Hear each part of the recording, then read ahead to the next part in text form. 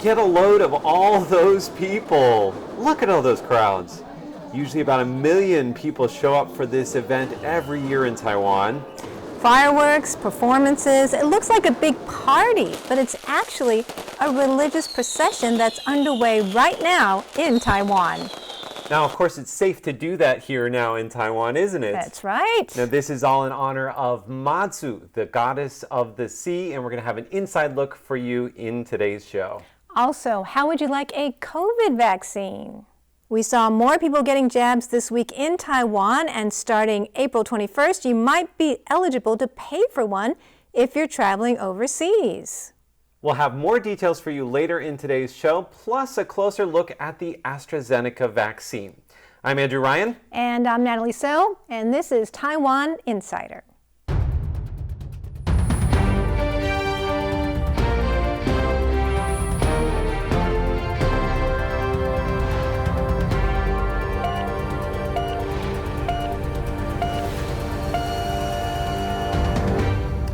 Big news this week, Taiwan is allowing more people to get COVID vaccinations. Let's start by taking a look at some of the people who got their jabs earlier this week. Don't worry, this won't hurt a bit. Taoyuan Mayor Zheng Wen-tan rolls up his sleeve to get the AstraZeneca COVID-19 vaccine early on Monday morning.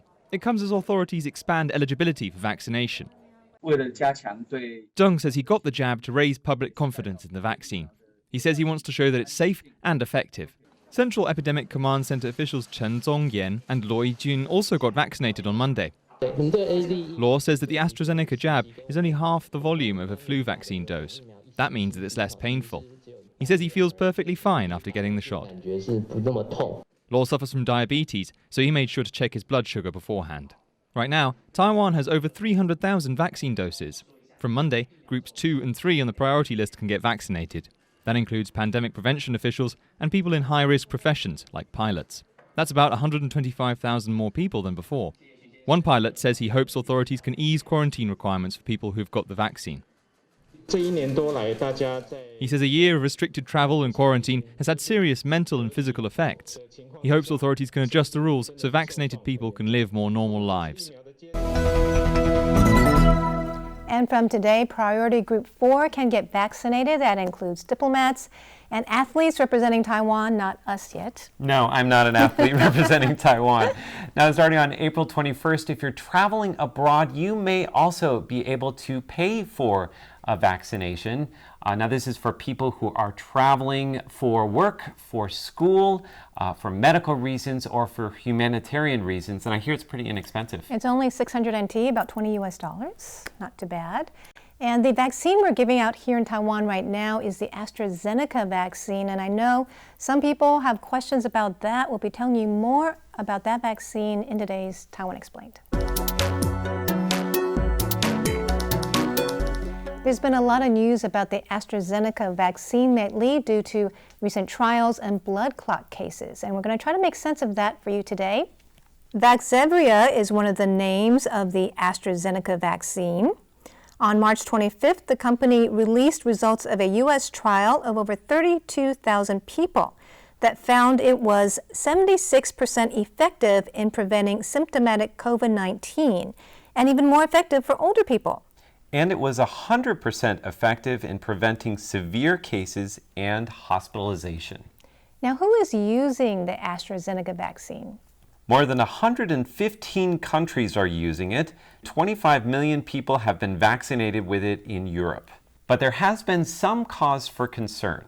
Yes, this month the European Medicines Agency said that a rare side effect that should be listed is unusual blood clots with low blood platelets. But they say the benefits of vaccination outweigh the small risk. Nevertheless, the agency recommends that people under 30 get a different vaccine if one is available. And the reason for concern is that in Europe, there were 18 fatalities from these unusual blood clots. Most of the cases were women under 60. No common underlying condition has been identified. So all of this leads up to the question, should we get the AstraZeneca vaccine? Yeah, that's right. And I think it's a personal choice. You have to weigh the risks and the options. And I think people in Taiwan, because there's not a big risk of COVID, have been a little bit hesitant. Yes, I see that. Because we are not in danger of getting COVID. There's not much domestic transmission going around. That's right. But if you are going to be coming in contact with people that may be infected, if you're going to a high-risk area, if you're traveling, this might be something you'd want to do. Again, it is very, very low risk of getting these blood clots or dying from this. So I guess we're going to be talking more about this, and we'll have some links in the show notes below.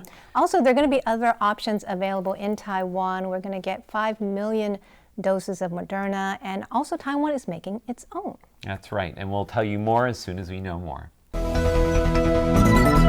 So what would it take for you right now to enter a crowd of 100,000 people, Natalie? Something I'm very excited about. Oh, what's that? You want to share? I'm not sure. Oh, it's a secret. Well, I'll tell you, I don't think I would be up for entering a crowd Not that for big. any reason? You'd have to twist my arm. So Leslie Liao did, though. He Yes. went down all the way to see Mazu, the goddess of the sea. That's right. This is the annual Mazu Procession. It is one of the biggest religious events every year here in Taiwan. And Leslie Liao went down with RTI to cover the event along with hosts from 10 other languages. This is what he saw.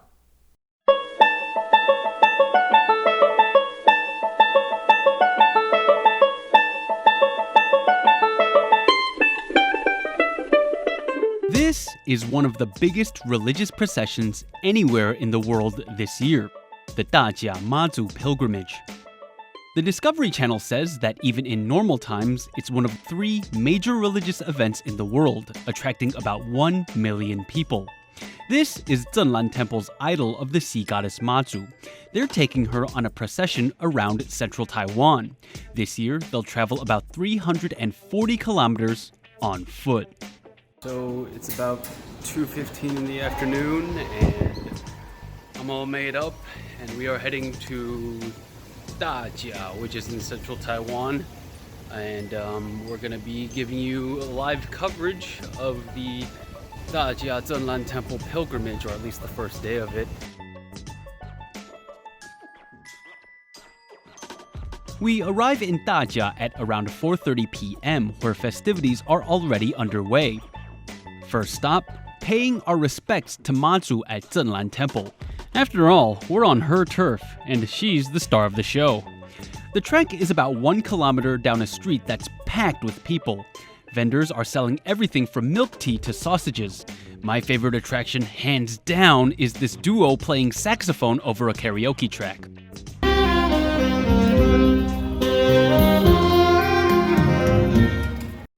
Oh, and don't worry if you're short on cash. There are people handing out free food and drink, doling out dumplings, bread, crackers, buns, and teas. When we finally make it to the temple, we are given priority access to Mazu, who has been loaded onto her ceremonial palanquin. RTI Chairman Lu Ping and President Zhang Zhen lead us in prayer.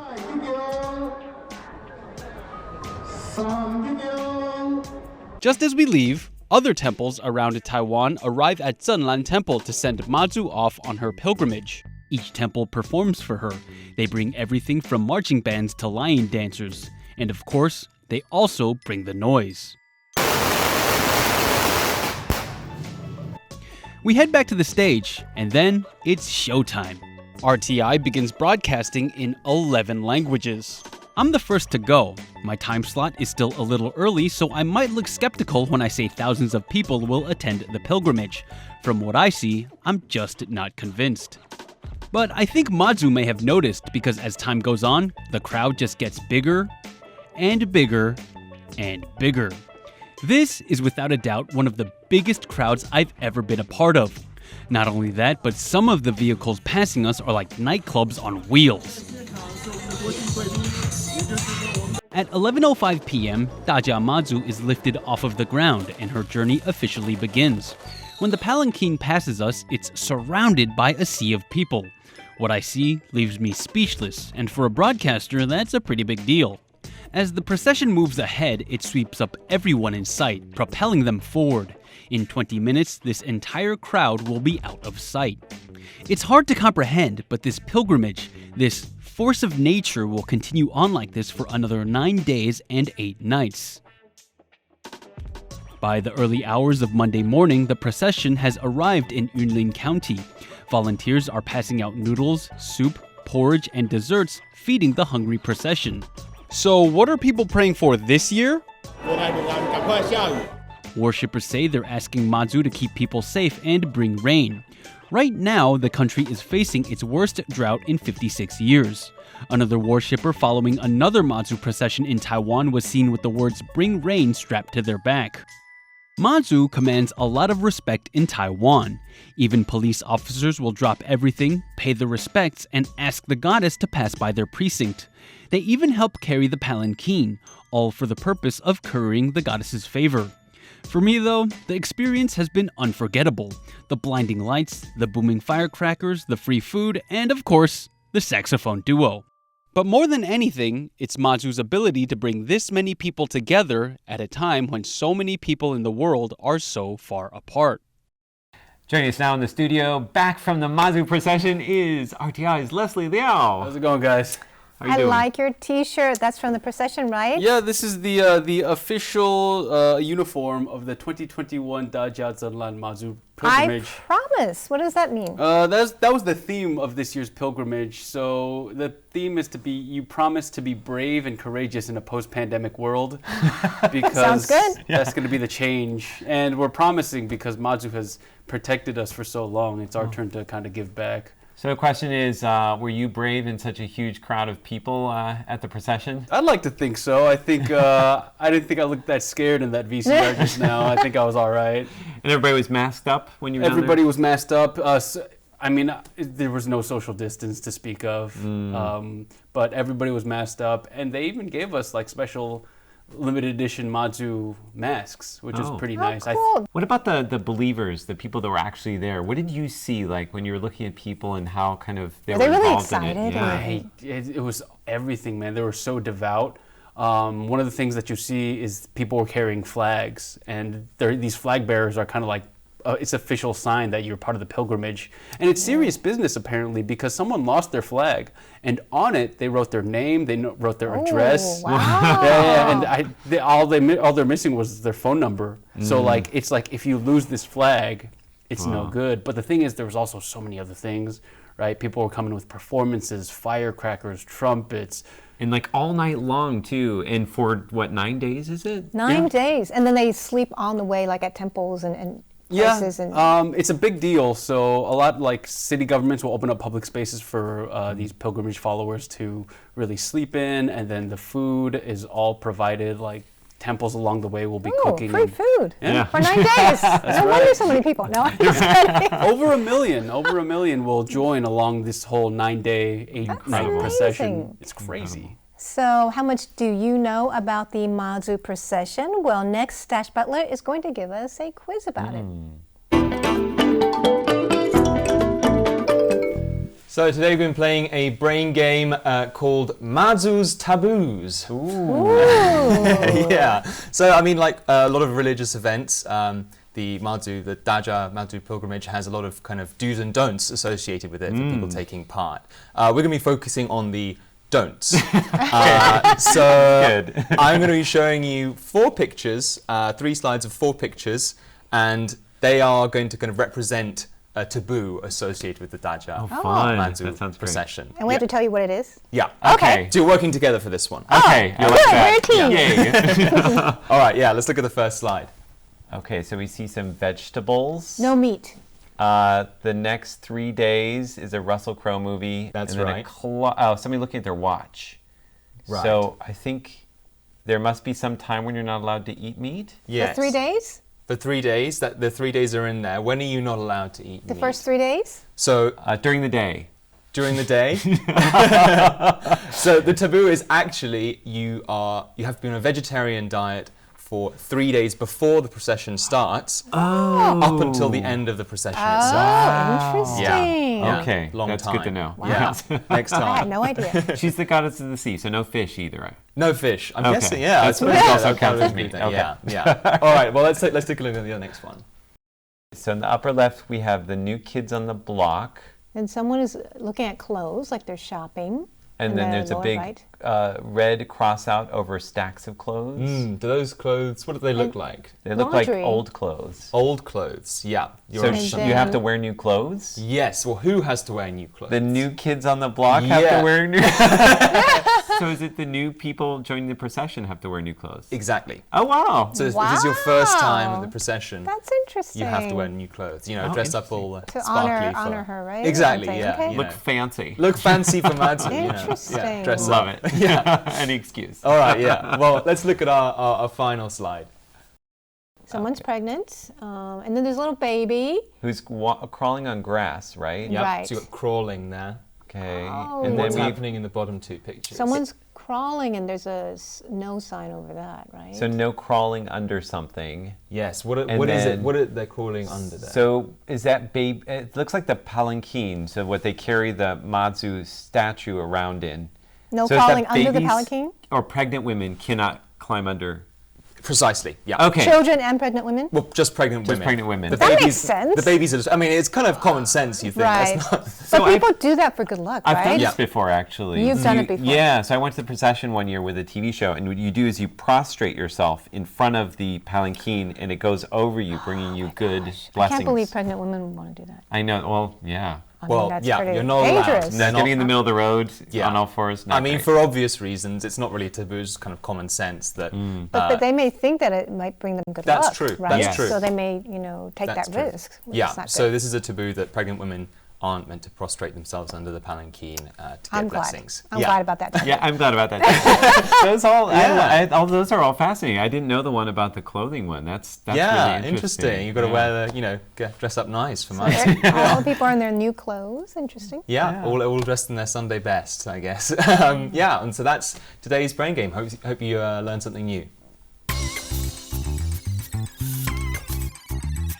Milk tea. It's delicious. Everybody loves it. It comes in many flavors. What's not to love about milk tea? Democracy. It's fair. Everybody loves it. It comes in many flavors. What's not to love about democracy? I asked Andrew Ryan if I could say that last bit, and he said, why not? We live in some strange times. At no point in human history have we ever had the answer to the question, excuse me, can you point me to the intersection of milk tea and democracy? In 2021, though, we have an answer. It's called the Milk Tea Alliance, baby. What's the Milk Tea Alliance, you ask? Check out last year's hashtag coverage on it. It's one of our most popular segments on YouTube, and the comments keep asking me if countries like India, Malaysia, and the Philippines can join, as if I had a say in the matter. The more the merrier is what I say. Imagery and symbolism of the Milk Tea Alliance was largely community-based, but that all changed last week.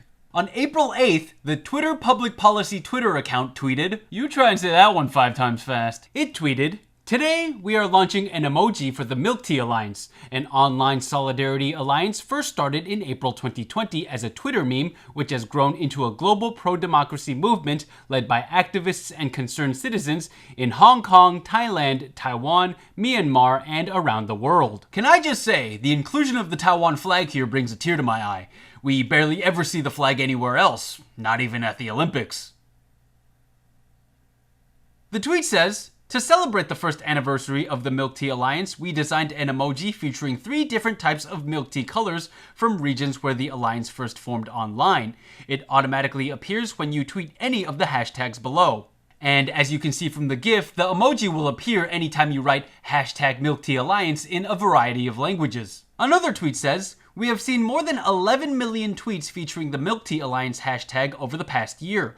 Conversations peaked when it first appeared in 2020 and again in February 2021 when the coup took place in Myanmar. Below, that's a heat map of the world showing the frequency of hashtag Milk Tea Alliance mentions. If you ask me, it kinda just looks like boba appearing and disappearing all over the world map. Tweet away, y'all. I myself am having a grand old time with the emoji. Who knew the Milk Tea Alliance would grow to be this popular? Actually, you know what? Judging by how much people love milk tea around the world in general, I'd say it was a no-brainer. Well, I think bubble tea is our national superpower. Yes, it is. That's actually a great way to put it. Look People at how love many it. Who people doesn't love it, right? Seriously, and how many people have tweeted about it. That's incredible.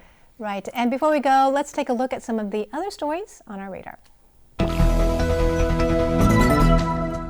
As the U.S. steps up support for Taiwan, Chinese saber-rattling intensifies. Last Friday, the U.S. announced new guidelines for interaction with Taiwan, and Joe Biden has sent 3 former U.S. officials to Taipei, too.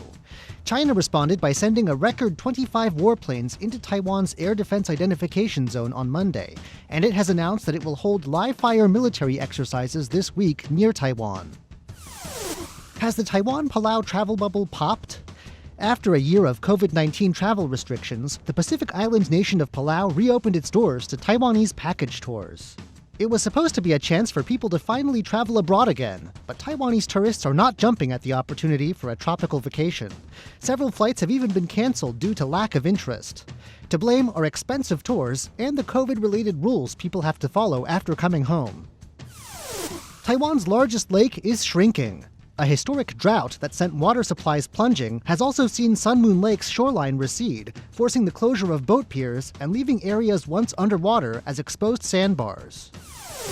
Nothing captures public attention quite like baby animals. Photos of 3 leopard cats that were born at the Taipei Zoo have gone viral this week. The kittens, born on March 2nd, are the first leopard cats born at the Taipei Zoo in 20 years. They were born to 2 injured leopard cats that the zoo took in from the wild. And finally today, in honor of the Milk Tea Alliance, our question of the day is, what's your favorite kind of milk tea?